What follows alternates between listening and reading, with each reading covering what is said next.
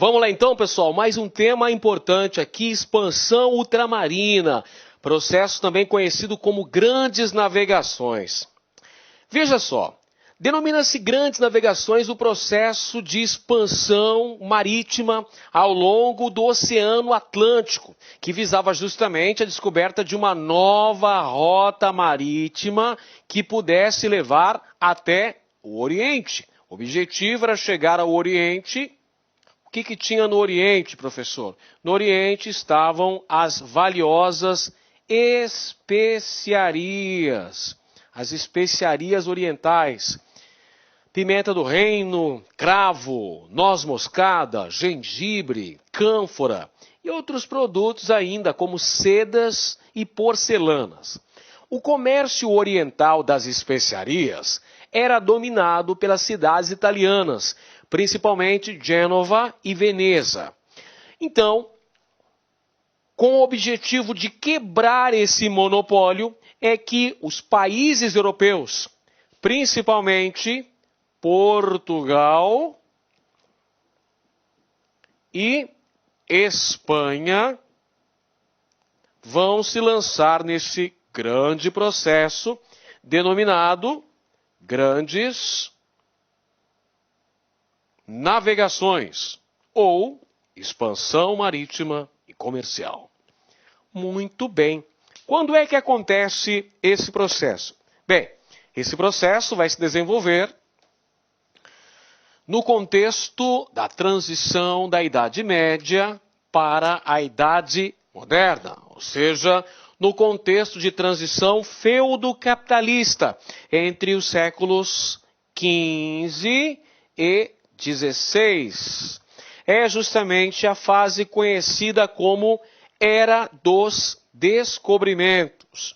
Nós vamos ter como consequência das grandes navegações os chamados descobrimentos.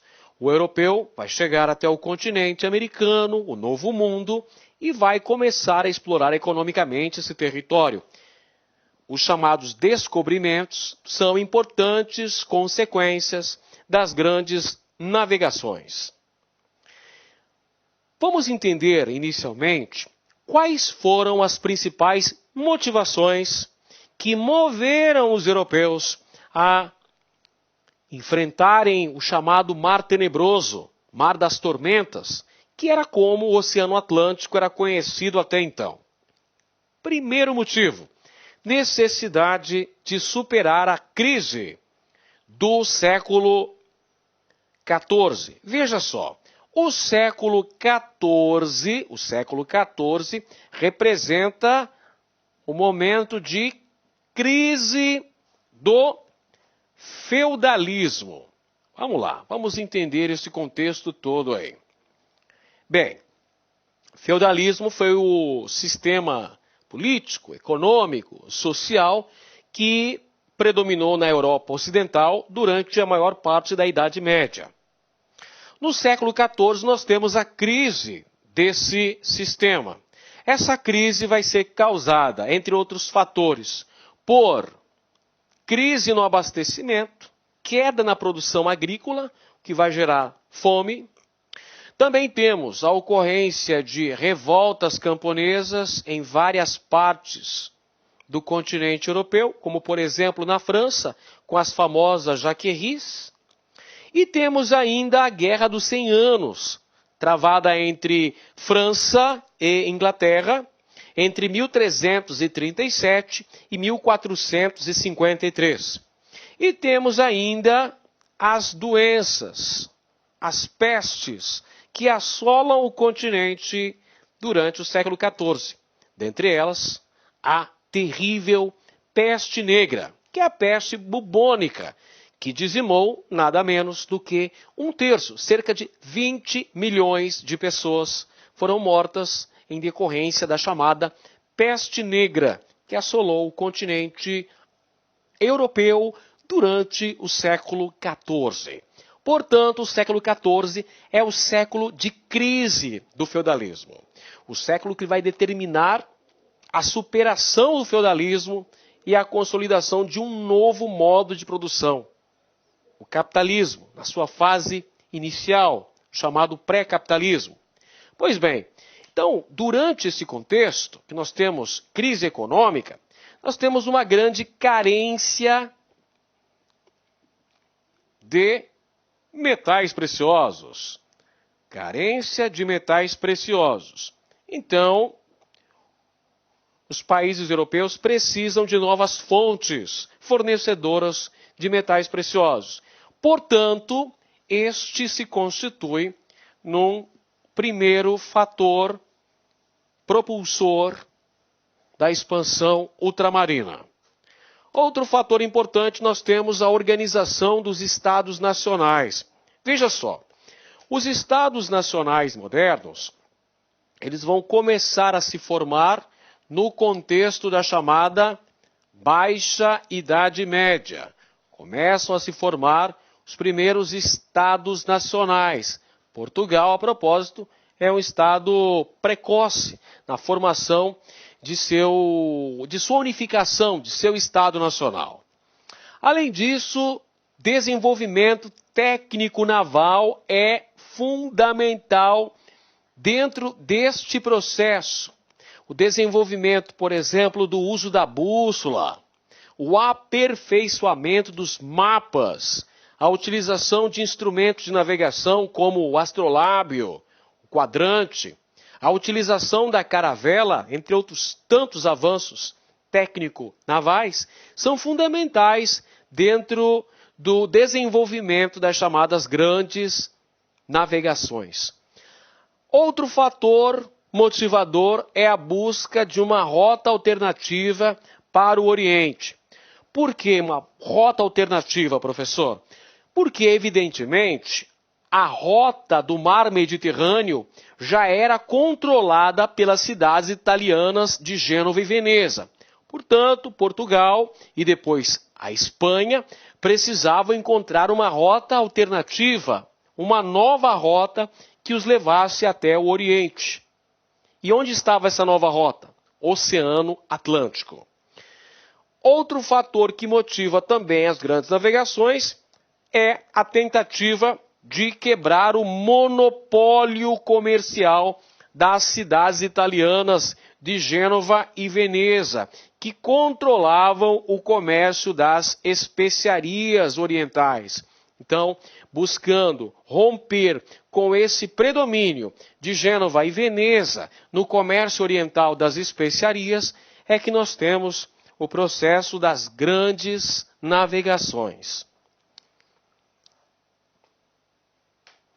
As condições políticas essenciais para esse processo são a formação do Estado Nacional Europeu, ou seja, a centralização do poder político. Afinal de contas, somente um Estado centralizado, unificado e poderoso poderia reunir todo o montante de capital necessário para essa onerosa empreitada. Só o Estado centralizado conseguiria organizar a formação e também financiar toda essa empreitada que deveras muito cara. Vamos então entender as condições tecnológicas que vão contribuir para a expansão marítima e comercial dos séculos XV e XVI. Nós temos o desenvolvimento do uso de instrumentos de navegação, tais como o astrolábio, o quadrante, a bússola, o aperfeiçoamento da cartografia, permitindo a elaboração de mapas mais precisos, o estudo das correntes marítimas pelos navegadores europeus. Enfim, uma série de fatores vão contribuir para esse avanço tecnológico europeu. Sendo assim, nós teremos os grandes patrocinadores, os grandes financiadores da expansão marítima, que são o Estado Nacional moderno, a burguesia comercial e também a Igreja Católica, que vai apoiar as grandes navegações no sentido de se expandir a fé cristã. Portanto, os grandes financiadores da grande expedição, das grandes navegações, as expansão marítima e comercial são as monarquias nacionais, a burguesia comercial interessada, evidentemente, no comércio das especiarias e a Igreja Católica, que via com bons olhos a expansão da fé cristã pelo mundo. Portugal foi o grande pioneiro nas grandes navegações. Ou seja, Portugal é o primeiro país a se lançar nas navegações pelo Oceano Atlântico. E isso não acontece por acaso. Portugal reunia as condições propícias para o desenvolvimento de sua expansão marítima. Que condições são essas? Centralização administrativa. Ou seja, Portugal foi o primeiro Estado unificado da Europa Ocidental. Veja só, a origem histórica de Portugal remonta ao conjunto de guerras contra os muçulmanos, contra os mouros que ocupavam a Península Ibérica, a chamada Guerra de Reconquista. Portanto, Portugal se forma enquanto Estado Nacional ainda no século XII. E Portugal vai se consolidar como um Estado unificado na Revolução de Avis. A Revolução de Avis marca a ascensão de uma nova dinastia em Portugal e garante a soberania lusitana. Revolução de Avis garante a soberania lusitana e marca a ascensão da dinastia de Avis. Dinastia de Avis é a grande financiadora das grandes navegações, da expansão marítima de Portugal. É essa dinastia que vai dar especial atenção para a expansão marítima e comercial portuguesa.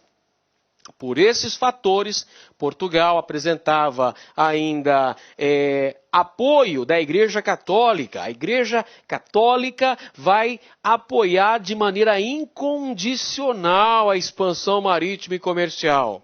A propósito, cabe dizer também que uma aliança política entre o Estado português e a Igreja Católica. Vigorava o regime do padroado, em que a Igreja estava subordinada ao Estado português.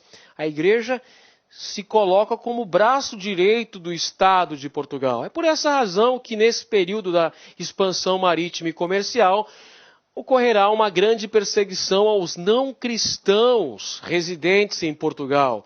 Judeus, muçulmanos são obrigados a deixar o país. Muitas vezes, judeus capitalizados, judeus bastante ricos, deixam Portugal por conta da perseguição empreendida pela Igreja Católica. Outro fator que ajuda Portugal a ser o pioneiro das navegações é a paz interna.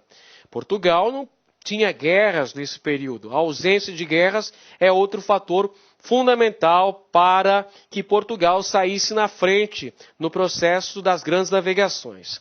Compare, por exemplo, com o caso espanhol. A Espanha ainda estava envolvida na Guerra de Reconquista, ainda havia o Reino de Granada. Então, os espanhóis estavam guerreando contra os mouros na Península Ibérica ainda. Portugal não, Portugal já vivia um contexto de paz interna. Outro fator considerado favorável ao pioneirismo português é a posição geograficamente estratégica, de frente para o Oceano Atlântico e já possuindo uma tradição na pesca e no corso. Outro fator que também é elencado é o desenvolvimento náutico em Portugal, principalmente por conta do chamado Promontório de Sagres, ou Escola de Sagres, que não é uma escola propriamente dita, como nós conhecemos, mas Sagres, um local, uma cidade de Portugal, onde se reuniam cartógrafos, geógrafos, astrônomos, marinheiros, navegantes, que trocavam ideias, trocavam informações sobre o desenvolvimento da arte de navegar. o desenvolvimento técnico naval, e isso propiciou grandes conquistas. Para você ter uma ideia, até o próprio Cristóvão Colombo esteve em Sagres em busca de conhecimento. Esse empreendimento, Sagres, estava a cargo do infante Dom Henrique. Muito bem.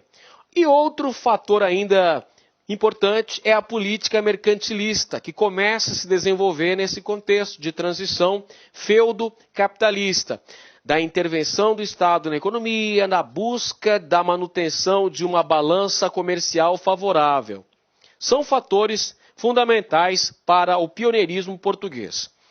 A rota de navegação estabelecida pelos portugueses é esta, o chamado Périplo Africano. Explicando. O projeto de navegação português objetivava chegar às Índias, atingir o Oriente. De que maneira fazer isso? Contornando o litoral do continente africano até se atingir as Índias. Esse projeto de navegação, essa rota empreendida pelos portugueses, era denominada Périplo Africano. E nesse processo de contorno do continente africano para se atingir as Índias, Portugal levou quase um século para concluir este audacioso projeto de navegação. Vamos ver então as principais etapas da navegação portuguesa, o chamado Périplo Africano. Começa em 1415. 1415 é considerada a data que marca o início da expansão marítima portuguesa, com a conquista de Ceuta, norte da África. É o início, o pontapé inicial das grandes navegações em Portugal. Em seguida, os portugueses conquistam as ilhas de Açores e da Madeira.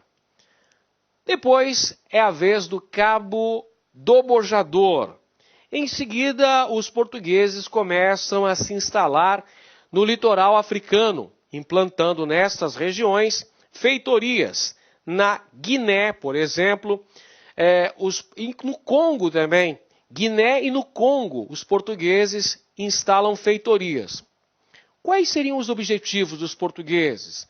Em instalar feitorias no litoral africano. O objetivo era estabelecer trocas comerciais, comércio do marfim, comércio de ouro e principalmente o tráfico negreiro. Isso mesmo, o tráfico negreiro começa nesse contexto das grandes navegações, quando os portugueses começam a se instalar no litoral africano, Guiné e no Congo. 1488, o navegador português Bartolomeu Dias chegou ao extremo sul do continente africano e lá enfrentou uma tenebrosa tormenta que o fez retornar para Portugal. Batizou esse acidente geográfico de Cabo das Tormentas, coisa que o rei de Portugal rebatizou com o nome de Cabo da Boa Esperança. Em 1498, Vasco da Gama finalmente consegue concluir o périplo africano, chegando a Calicut, na Índia. E em 1500, Pedro Álvares Cabral chegou ao Brasil, chegou ao Novo Mundo. Portanto, meus amigos, o domínio da navegação no século XV fez de Portugal o pioneiro do expansionismo europeu. Esse expansionismo que visava atingir o Oriente. Busca de novos mercados. Os portugueses vão, para conseguir realizar esse objetivo, enfrentar várias adversidades, como, por exemplo, o Cabo das Tormentas, que foi rebatizado de Cabo da Boa Esperança. Então, os portugueses, num período de quase um século, vão conseguir concluir o seu projeto, a sua rota de navegação, o seu grande objetivo, que era chegar às Índias e desenvolver um lucrativo comércio das especiarias. Vamos falar agora um pouquinho sobre as grandes navegações, mas com a expansão espanhola. A Espanha, ela saiu atrasada nas grandes navegações em relação a Portugal. A Espanha saiu cerca de 80 anos depois de Portugal. Nossa, é muito tempo. Por que será que os espanhóis se demoraram tanto para se lançar nas grandes navegações? A razão é simples. Os espanhóis ainda estavam envolvidos na Guerra de Reconquista. Estavam lutando para expulsar os mouros da Península Ibérica. Então, entre os fatores da demora espanhola, nós temos uma maior presença moura, maior presença dos muçulmanos na região da Península Ibérica, o chamado Reino de Granada, que era o último bastião mouro na Península Ibérica. Perfeito? Muito bem. Então, por essa razão, estar envolvidos em guerras, é que os espanhóis se saíram atrasados em relação a Portugal. E haviam também muitas rivalidades políticas e rivalidades regionais lá na Espanha, para resolver esses problemas todos. Então, por essa razão, a Espanha não estava unificada politicamente ainda, não havia resolvido essa pendência da presença muçulmana na região, por isso se lançou atrasadas. Somente com a consolidação da formação do Estado Nacional Espanhol é que, finalmente, o país pôde assumir uma postura expansionista. A unificação da Espanha se deu com o casamento dos chamados reis católicos, Fernando de Aragão, portanto, rei de Aragão, e Isabel de Castela, Isabel, princesa do reino de Castela. Então, o casamento dos reis católicos promoveu, então, a unificação espanhola, estabelecendo ao mesmo tempo uma aliança do Estado espanhol, que por ocasião se unificava, com a Igreja Católica Apostólica Romana, que legitimou essa unificação. Então, o mesmo que havia acontecido em Portugal, vai acontecer na Espanha. Com essa presença marcante da Igreja Católica, tendo um grande prestígio político, os não cristãos passam a ser perseguidos também na Espanha. Então, judeus, muçulmanos vão ser perseguidos e vão ser obrigados a deixar o país.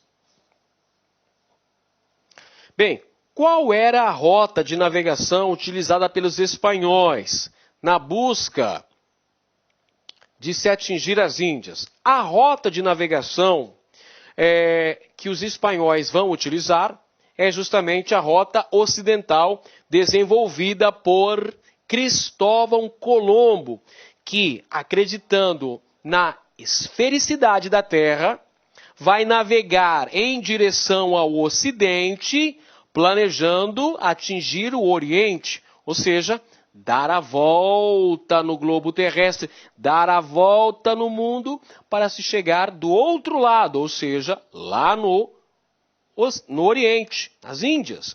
Legal? Só que Cristóvão Colombo desconhecia a existência desta enorme massa continental, que doravante será chamada de Novo Mundo e posteriormente América. Cristóvão Colombo parte do porto de Palos em agosto de 1492 e chega na América Central em outubro desse mesmo ano, imaginando ter chegado às Índias e batizando os habitantes do Novo Mundo de índios. Vamos ver aqui as principais etapas da navegação espanhola. Nós temos Cristóvão Colombo, que chega ao Novo Mundo em 12 de outubro de 1492. Depois os espanhóis vão implementar viagens pelo Pacífico. Temos também a viagem de circunnavegação, que foi capitaneada por Fernão de Magalhães e Sebastião Elcano. São as etapas principais da navegação espanhola nos séculos XV e XVI.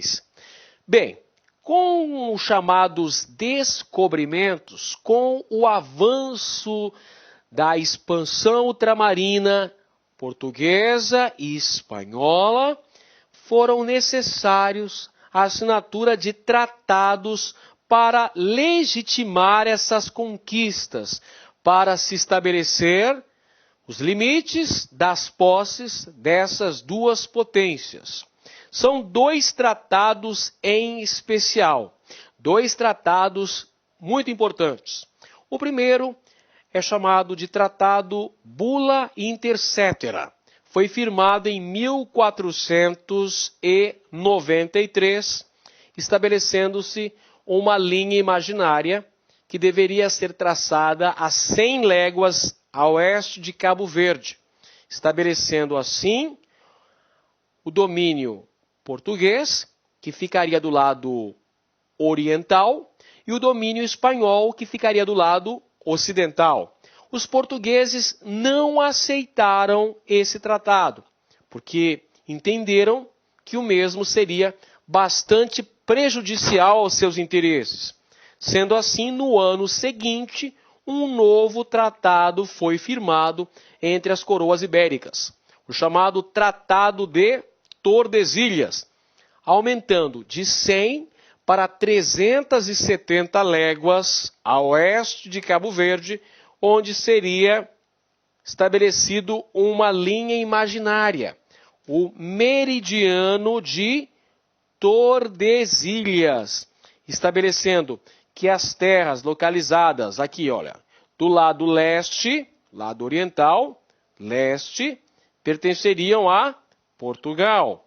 E as terras localizadas do lado oeste, ou lado ocidental, pertenceriam à Espanha. Então, o Tratado de Tordesilhas foi firmado entre Portugal e Espanha no ano de 1494, definindo os limites coloniais das duas coroas ibéricas, que são os dois países que se lançaram de maneira primordial nas chamadas grandes navegações. Perfeito? Vamos entender agora quais foram os principais resultados da expansão. O fato de portugueses e espanhóis terem navegado pelo Oceano Atlântico, estabelecendo conquistas territoriais na África, na América, também no continente asiático, trouxeram uma série de consequências. Consequências para os europeus e consequências também para os povos das áreas que passaram a ser inseridas ao domínio dos europeus. Por exemplo, para os europeus, nós temos como consequências importantes, veja só, o acúmulo de capital, a chamada acumulação primitiva de capital. De onde é que vem essa acumulação primitiva de capital? Ela advém, então, do aproveitamento econômico, ou seja, da exploração econômica desses territórios. Exploração econômica desses territórios, então, fez com que Portugal e também a Espanha passasse por um processo que os economistas conceituam como acumulação primitiva de capitais. Outro fator importante, outra consequência fundamental das grandes navegações foi o deslocamento do eixo econômico, que estava anteriormente no mar Mediterrâneo, controlado pelas cidades italianas de Gênova e Veneza, para o Oceano Atlântico, controlado inicialmente por Portugal e Espanha. Temos então um deslocamento do eixo econômico, que passa a ser, a partir de então, o Oceano Atlântico. Em consequência disso, claro, há um declínio econômico das cidades italianas. Afinal de contas, o eixo econômico não é mais o Mediterrâneo, agora é o Atlântico. Temos ainda como consequência uma grande transferência de metais preciosos, ouro e prata, que saem da América e vão parar nos cofres das monarquias europeias, principalmente da Espanha, que vai explorar ouro no México e prata Potosí, na Bolívia. Bem, em relação às sociedades nativas, que consequências importantes nós temos? Para as sociedades nativas, nós tivemos aí, em relação à África, em relação à América, o estímulo a práticas do tráfico negreiro. Olha só, com os chamados descobrimentos marítimos e o início da exploração econômica do Novo Mundo, nós temos o comércio de escravos se tornando uma importante atividade econômica, geradora de riquezas para os traficantes de escravos. Além da prática da pirataria, que vai ser outra atividade importante. Por exemplo, na América Portuguesa, teve pirataria no comércio do pau-brasil. Essa pirataria foi feita pelos franceses que se aliançavam a algumas nações indígenas no Brasil. Outro fator de consequência das grandes navegações foi a destruição das grandes civilizações pré-colombianas da América. Haviam 3 grandes civilizações no continente do Novo Mundo. Os astecas, os maias e os incas. Os astecas, na região do México, a Confederação Azteca, no México. Os maias, que já estavam num processo de decadência, que já não tinham mais a velha projeção, a velha pujança de anteriormente. E os incas, na região da Cordilheira dos Andes. Os astecas conquistados por Hernán Cortés, os incas conquistados por Francisco Pizarro. São adelantados espanhóis que empreenderam a conquista e contribuíram para a destruição dessas grandes civilizações que existiam no Novo Mundo antes da presença dos europeus.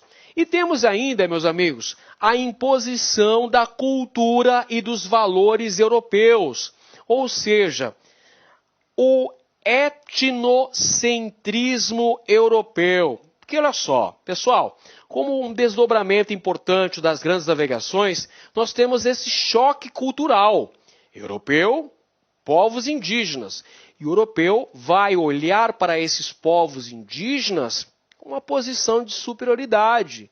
O etnocentrismo europeu vai fazer com que ele não veja importância nas culturas ameríndias.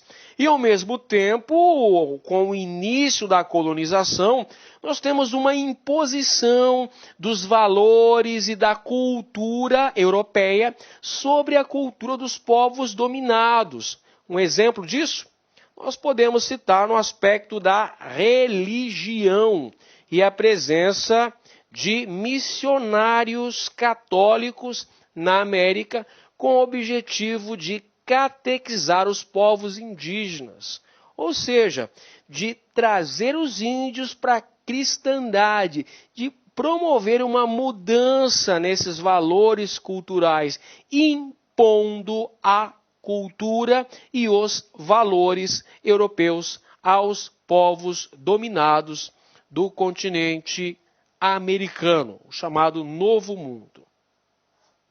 Perfeito, meus amigos? Então vimos na aula de hoje as principais características das grandes navegações. Este importante processo de expansão através do Oceano Atlântico, que teve Portugal como grande pioneiro e a Espanha, que lançou-se atrasada há cerca de 80 anos, mas que teve resultados mais significativos antes mesmo de Portugal, com a chegada de Cristóvão Colombo ao Novo Mundo em 1492. Vimos ainda a assinatura de tratados entre Portugal e Espanha, Tratado Bula Intercetera, depois Tratado de Tordesilhas. E vimos as principais consequências das grandes navegações, tanto para a Europa quanto para as regiões dominadas. Um grande abraço a todos e até o próximo vídeo. E aí, pessoal, gostou da aula de história? Então curta e compartilhe.